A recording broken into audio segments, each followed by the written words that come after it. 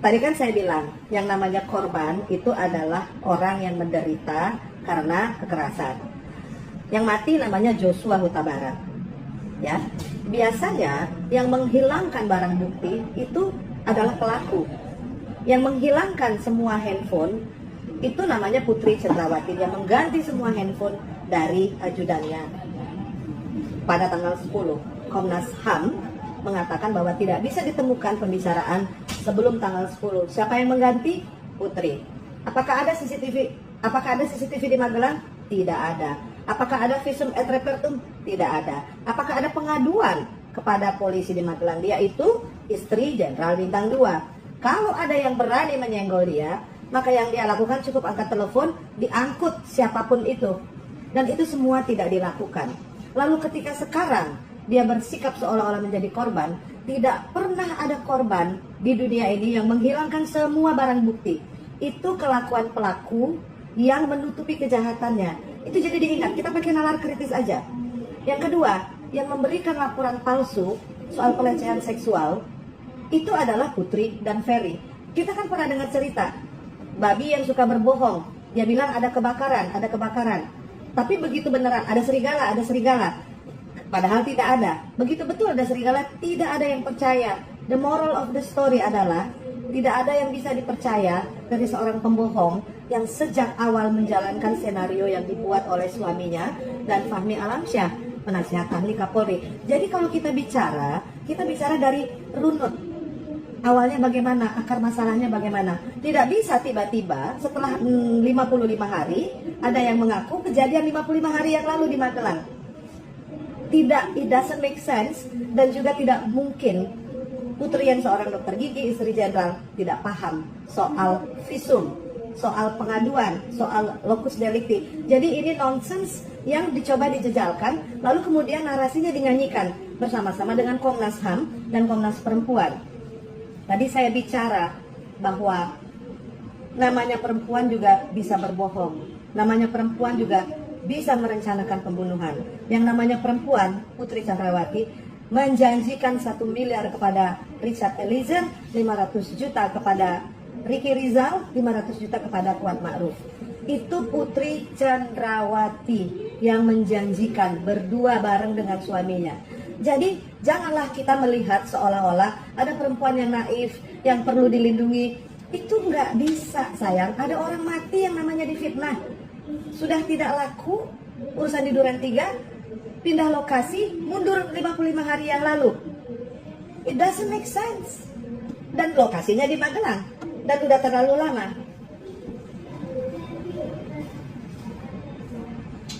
Itu ada senario yang dijalankan. Iya, jadi naif. Yang dijawab tadi kan normatif. Normatif, ini sesuai dengan undang-undang, menjaga hak perempuan. That is nonsense. Perempuan bagaimana yang mesti dijaga haknya? Bukan perempuan pembohong, bukan perempuan yang menjadi bagian dari pembunuhan berencana yang sudah menghilangkan nyawa orang, bukan perempuan yang mau menyuap pembunuh. Nyawa itu dihargai 1 miliar sama dia. Ditambah 500 juta, tambah 2 miliar harga nyawa seorang Joshua Huta Barat. Siapa yang menghargai nyawa itu 2 miliar? Putri Cendrawati dan suaminya. Jadi janganlah dibuat seolah-olah dia korban. Tidak ada seorang korban yang bisa menawarkan uang bermiliar-miliar untuk menghabisi nyawa orang yang tidak bersalah, yang sekarang difitnah dan tidak bisa membela diri.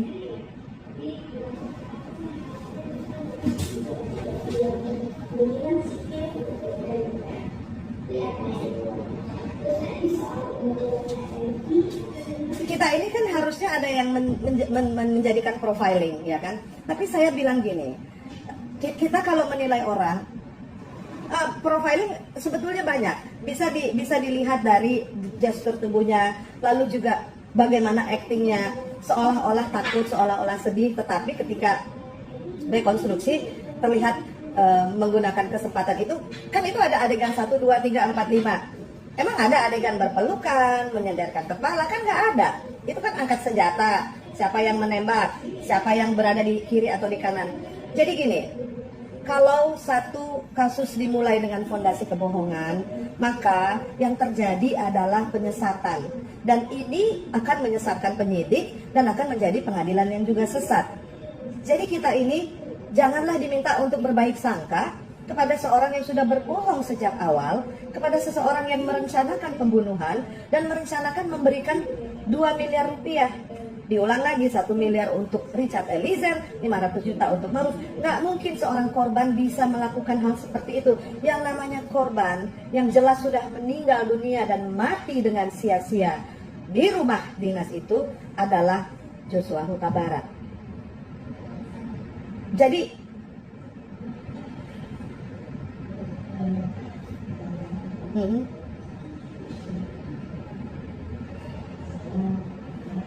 iya dong. Bagaimana dilecehkan di Magelang lalu tiba-tiba bisa merencanakan pembunuhan? Dilecehkan. Kalau kamu dilecehkan sayang, maka harkat dan martabatmu itu tidak terusik. Kalau saya dilecehkan, saya tidak terganggu harkat dan martabat saya.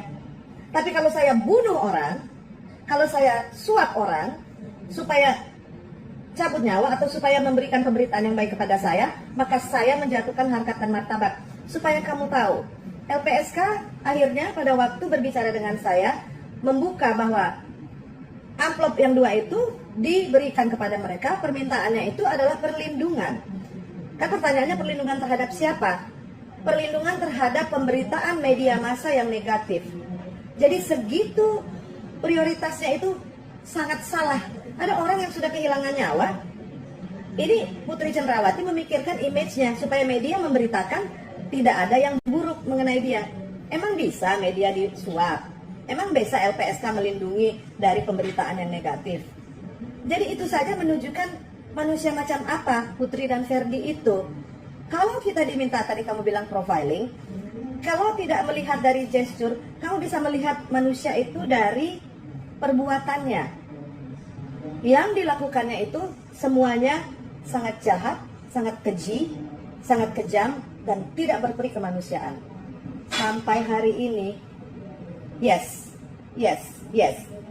Benar, kalau ada orang kerja sama kamu 2 tahun, ya, lalu dia dibunuh, kamu merasakan nggak perasaan ibunya?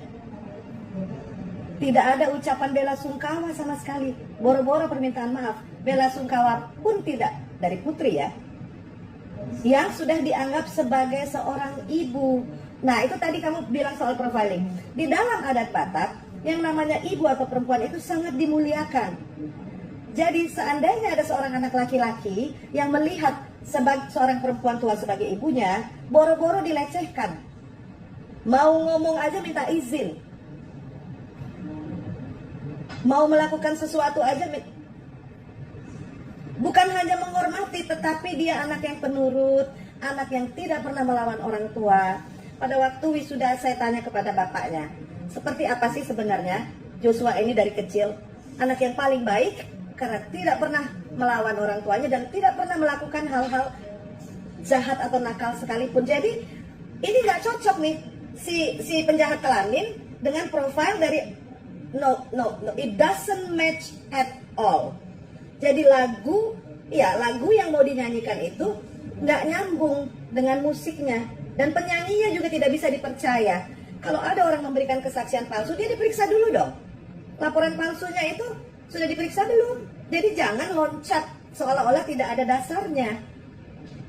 Karena kita nanti lelah. Enggak, jangan mau. Kita jangan mau dibawa ke soal pelecehan seksual. Ini pelecehan hukum yang dilakukan oleh penegak hukum dan ini membuat negeri ini menjadi jauh dari penegakan hukum yang